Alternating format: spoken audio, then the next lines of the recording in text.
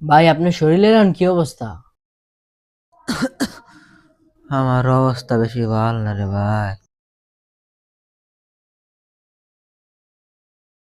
ভাই, সেদিন রাস্তায় উনি তো আপনার টাকা পাইছিল। কি কোন সত্যি? হ ভাই, আমি শিওর উনিই পাইছিল। আচ্ছা তাহলে চুপ থাকেন, আমি দেখতেছি বিষয়টা। আচ্ছা ভাই, আসলে আপনার কি হয়েছিল? ভাই, আমি পুরোপুরি সুস্থ ছিলাম।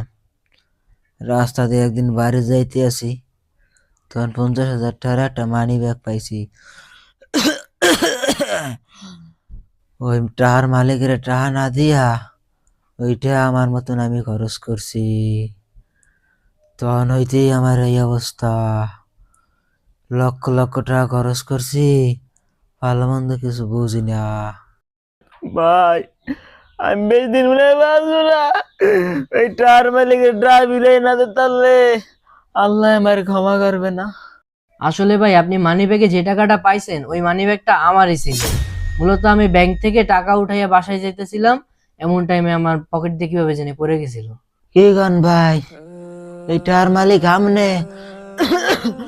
আলহামদুলিল্লাহ আলহামদুলিল্লাহ, আল্লাহর রহমতে টার মালিক রে আমি পাই গেছি।